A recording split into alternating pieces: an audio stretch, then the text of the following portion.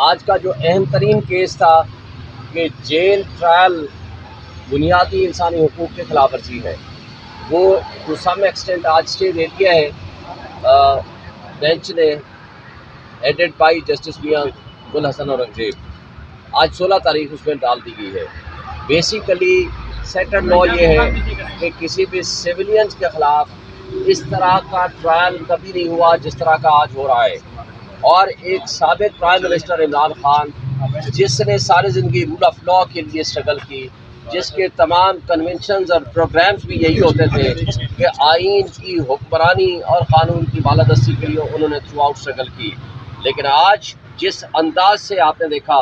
توشہ خانہ کیس میں جس طرح ان کو کنوکشن ہوئی، ایک متعصب جج نے جس انداز سے ان کو سزا دی، حق کے دفاع ختم کر کے،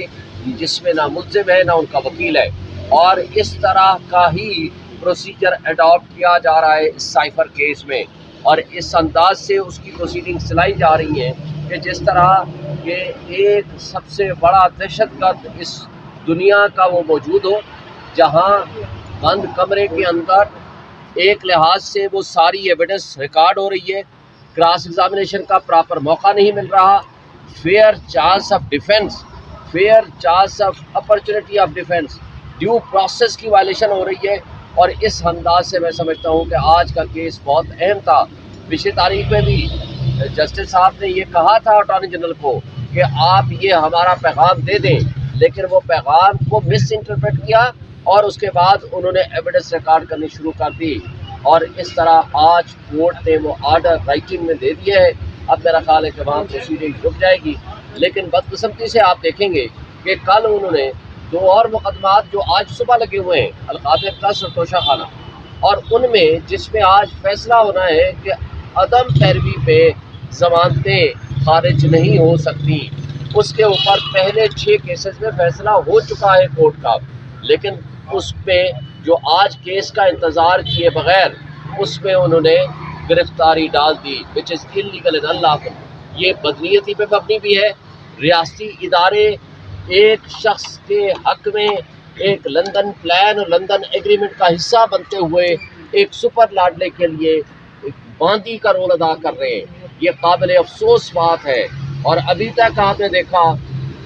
الیکشن کمیشن آف پاکستان نے وہ رائٹنگ میں وہ بلے کے نشان کا آرڈر ابھی تک ہمیں نہیں ملا، اور اسی طرح جو الیکشنز کو وقت سے پہلے متنازع کرنے کی کوشش ہو رہی ہے، اور عمران خان کو جیل میں رکھا ہے، اور سپر لاڈلے جو ایک اشتہاری مجرم تھا اس کو اتنا سپیڈی اس کے حق میں فیصلے کر کے عدلیہ نے بھی اپنے آپ کو متنازع کر دیا ہے، یہ قابل افسوس بات ہے۔ تو سر صاحب یہ بتا دیں کائنڈلی کیا اس سے پہلے کسی بھی ملزم یا مجرم کا جیل ٹرائل نہیں ہوا؟ دہشت گردوں کا جیل ٹرائل ہوتا ہے، جو دہشت گرد باہر آئے گا تو ان کے دہشت گردی کے مقدمات اتنے زیادہ ہوں کہ دہشت گرد ان کو چھڑا کے نہ لے جائیں، اس طرح کے حالات میں جیل ٹرائل ہوتا ہے۔ اس طرح کے حالات میں جیل ٹرائل نہیں ہوتا کہ ایک سابق پرائم منسٹر کو دفاع کرنا پرائم منسٹر کی بنیادی ذمہ داری ہے، اور پرائم منسٹر کا یہ حق ہے، پریروگیٹو ہے کہ وہ عوام کو اعتماد میں لے۔ لہٰذا ایک ملک نے پاکستان کی سلامتی اور خود مختاری پہ اٹیک کیا اور اس میں مداخلت کی، یہی نیشنل سیکورٹی کمیٹی نے 2 دفعہ لکھ کے دیا اور ڈیمارش کیا، تو کیا ایسے حالات میں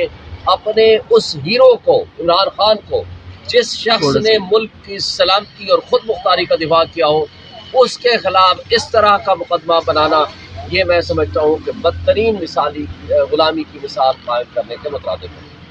شریف شاہین صاحب بتائیے گا، دیکھا گیا کہ جب نیب نے گرفتاری ڈال دی جیل میں، تب اسلام آباد ہائی کورٹ نے سائفر کا جب کافی لمبے عرصے سے یہ معاملہ چل رہا ہے تو اس کا فیصلہ آج دیا جب عمران خان کو پہلے گرفتار کر لیا گیا کسی اور کیس میں۔ آپ یہ کہنا چاہتے ہیں کہ ریاستی ادارے پہلے مینیج کرتے ہیں کہ ہر حال میں ان کو پہلے جیل میں رکھا جائے اور اس کے بعد اگر کوئی ریلیف ملتا ہے کورٹ سے تو وہ ان کو ملے، یہ بات تو درست ہے۔ ریاستی ادارے ہمیشہ یہی کرتے رہے ہیں اور اب بھی کر رہے ہیں۔ یہ ان کی نہ صرف بدنیتی ہے بلکہ ان کی ایک سیاسی انتقام یا انتقام کی بدترین مثال قائم کرنے کے مترادف ہے، یہ بات درست ہے آپ کی۔ سر یہ سلسلہ الیکشن سے پہلے تھمتا ہوا نظر آ رہا ہے آپ کو؟ आपकी इलेक्शन कमीशन से तो मुलाकात हुई थी, उसमें तो तय हुआ था ये बात। ये बात 30 अगस्त को इलेक्शन कमीशन ऑफ पाकिस्तान ने in the presence of lawyers, media और पब्लिक की मौजूदगी में अनाउंस किया। उसके बाद ये 4 हफ्ता पहले जब प्रेसिडेंट ऑफ पाकिस्तान से मुलाकात हुई, उस वक्त भी उन्होंने अपने उस फैसले को रिकन्फर्म किया। फिर इस दौरान कई दफ़ा हमारी मुलाकातें भी हुई, हमने लेटर्स भी लिखे और हमने उनको एप्लीकेशंस भी दी और उन्होंने वादा किया, लेकिन आज तक वो आर्डर नहीं आया। और कल भी मैंने पेश हो करके इलेक्शन कमीशन को कहा कि आप लेवल प्लेइंग फील्ड नहीं दे रहे। पूरे पाकिस्तान में तमाम सियासी जमातों को हक हासिल है कि वो जलसे जुलूस करें, जबकि हमने 100 मकामात से ज़्यादा एप्लीकेशन दी और किसी जगह इजाज़त नहीं मिली। और कराची के हवाले से भी हमने उनको एप्लीकेशन और लेटर लिखे और हमारे नुमाइंदे भी मिले, लेकिन आज तक कोई रिटर्न आर्डर इलेक्शन कमीशन की तरफ से नहीं आया। ये इस बात का मुतकाज़ा है कि हाई कोर्ट के फैसलों को एग्जेक्टिव नहीं मान रही और इलेक्शन कमीशन कमज़ोरी दिखा रहा है, जिसकी जिम्मेदारी है आर्टिकल 218 और 220 के तहत free, fair and transparent elections कराए, लेकिन वो अपनी इस कॉन्स्टिट्यूशनल जिम्मेदारी को अदा करने से कासिर हैं। सर, ये कार्रवाइयों का सिलसिला इलेक्शन से पहले आपको थमता हुआ नजर आ रहा है? देखें, केसेस में कुछ भी नहीं है। ये कार्रवाइयाँ भी आपके सामने जो कुछ हो रही हैं, वो सारी की सारी इलेक्शन को वक्त से पहले मुतनाज़ा करने के मुतरादिफ है। और मैं उम्मीद रखता हूँ कि अदालतें अपना रोल अदा करेंगी, इलेक्शन कमीशन अपना रोल अदा करेगा, और अगर नहीं करेंगे तो उसका नुकसान आपके रियासती इदारों को होगा, आपकी रियासत को होगा, रियासत की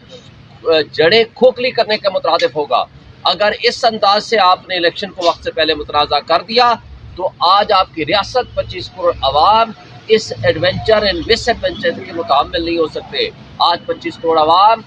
भूख, नंग और अनएम्प्लॉयमेंट पे जिस तरह घिरी हुई है, जिस तरह की बेरोजगारी है, जिस तरह की गुर्बत है, जिस तरह के हालात हैं, अगर आपने अवाम के 90% जो कि एक मकबूल लीडर है और फेडरेशन की अलामत है, तो अवाम का ये हक है कि वो जिसको चाहे अपना इक़्तिदार सौंपे। कि अगर अवाम के हक पे डाका डाला गया तो अवाम खामोश नहीं रहेगी और उसका नुकसान ये होगा कि आपकी रियासत की जड़ें खोखली होंगी, मईशत मज़ीद तबाह होगी, सियासी अदम इस्तेहकाम में इजाफा होगा। इसका नुकसान न सिर्फ रियासत को, रियासी इदारों को, बल्कि 25 करोड़ आवाम को भी।